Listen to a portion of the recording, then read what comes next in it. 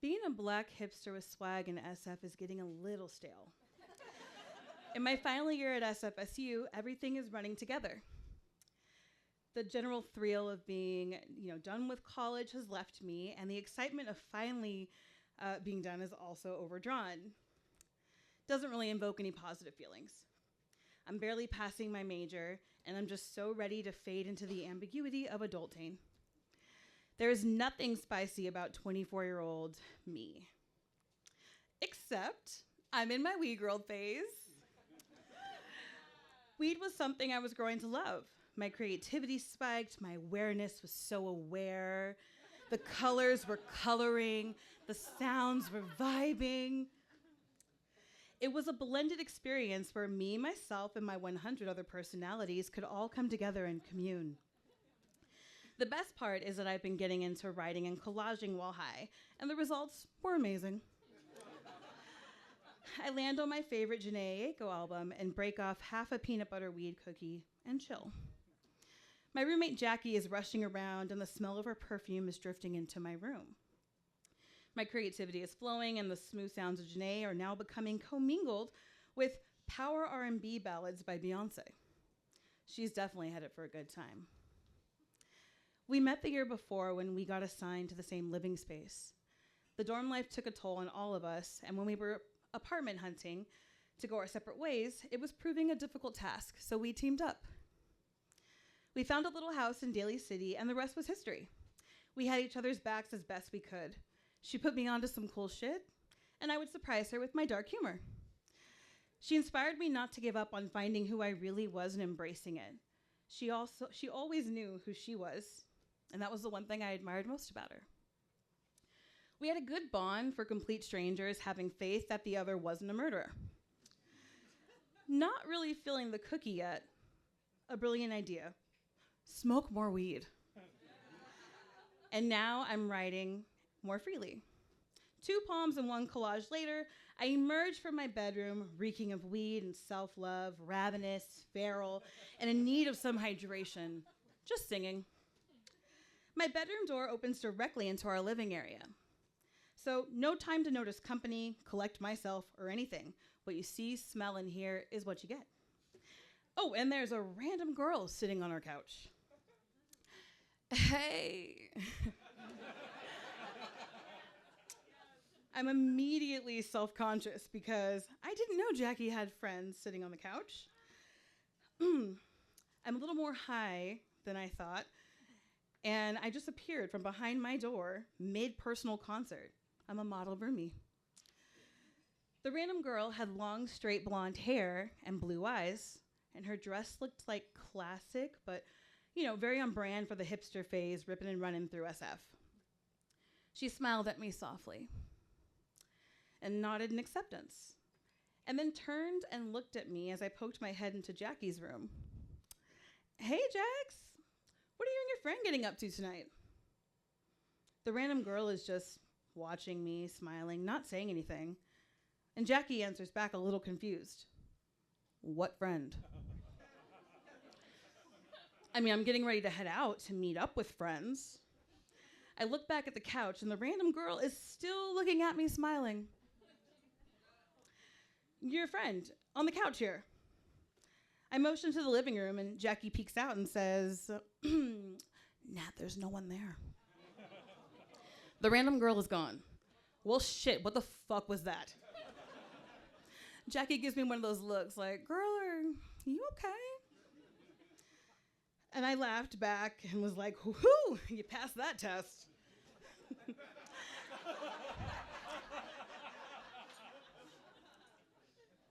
Do you need anything before I head out? She asks. And eager to put what just happened behind me, I say I'm good and continue my quest to the kitchen. With my snacks and my glass of wine in hand, the journey back to my weed-infused cave has begun. And then the fleeting thought, I hope whatever was on the couch before isn't there right now. And then the worst thought ever, what if that bitch is in my room? Reasoning myself back to reality, a hard thing to do when one is high. The decision to just go back to my room, enjoy my high, and eat my savory snacks is made. Now, chowing down on some chips and popcorn and my wine, I start craving a little something sweet. I pack a bowl and then remember that I have a peanut butter cookie. I pop that in my mouth. Ooh, I also have a brownie. Just a little bite. Then I spark it up and throw on the Borgias on Netflix. I love me some Jeremy Irons and a period drama about messy popes and lusty family members. Snuggling under my blanket, I feel something on my feet.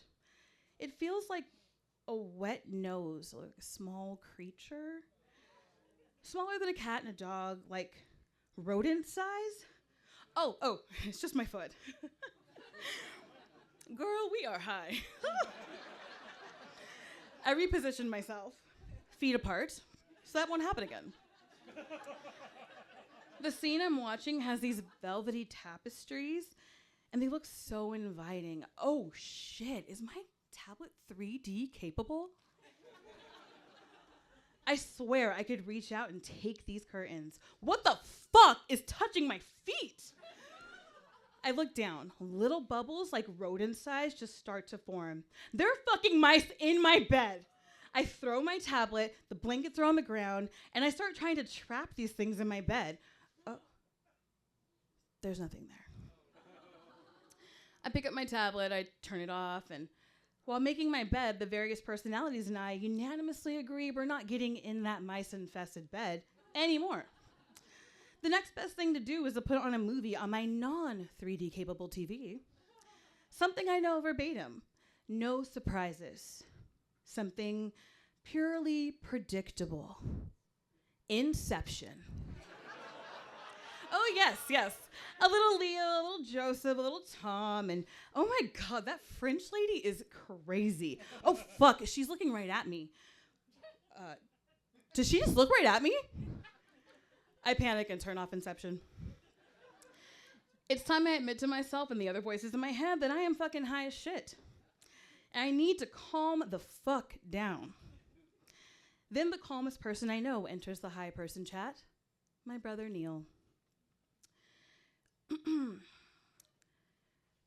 All the advice my stoner guru brother gave me when we were buying my first edible starts to ruminate in my mind.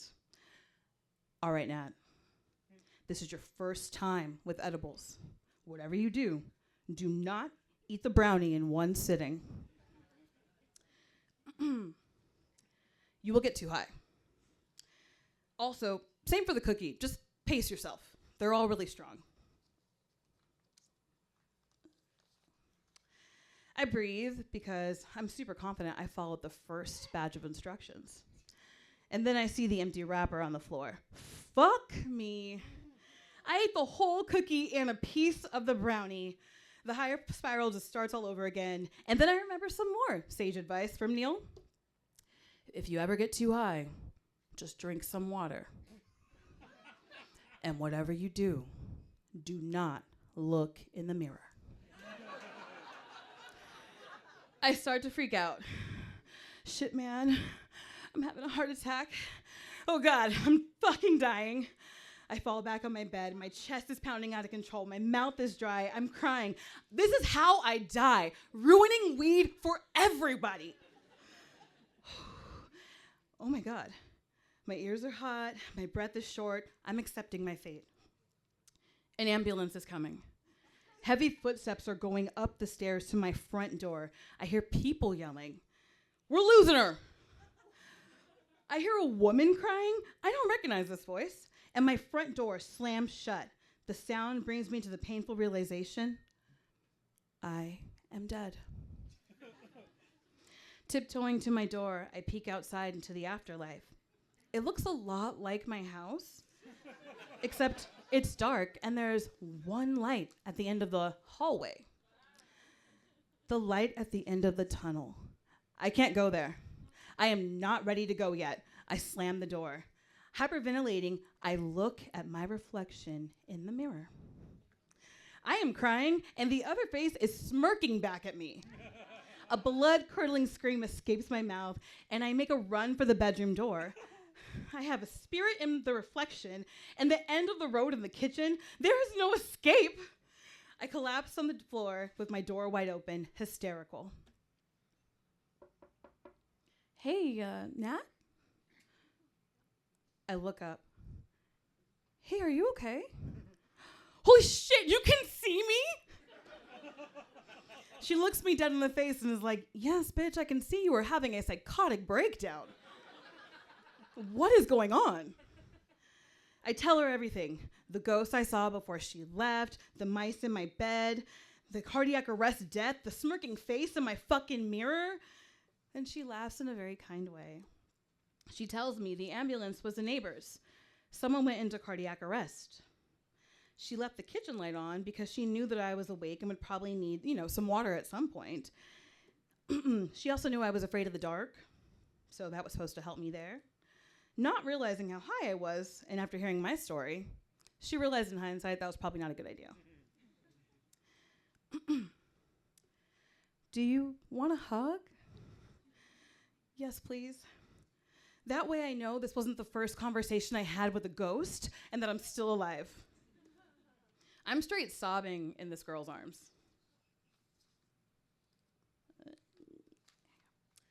I ask her if we can sleep together in her room so that if I start dying, she can catch my spirit. And she agrees, trying not to laugh at my weird request. We lay down and she gives me another squeeze and says, just checking to make sure you're all there in one piece. She smiles at me and turns and goes to sleep.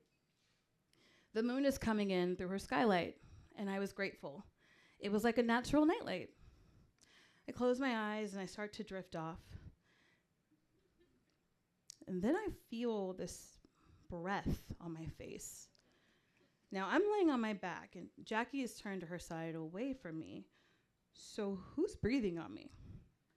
Like, who's fucking breathing on me? Hot tears roll out of my eyes. Natalie! My name is being whispered in my ear at various octaves, and my eyes shoot open, and I see the fucking devil in the skylight. I can't move. My body is frozen. I'm crying. I can't close my eyes. I see the piercing, crackling views. He slithers through the skylight, his tail trailing behind him, and he's hovering over me, smile getting bigger, fire in his mouth hotter, my name being repeated over and over. He's screaming at me. The fire encloses me, and I wake up, drenched in sweat and tear-soaked pillows. It's daytime, and Jackie comes in and says, hey, I made you some Mickey Mouse pancakes. Let's talk about the fucking drugs you took last night. Thank you. Woo, give it up for Natalie Gardner.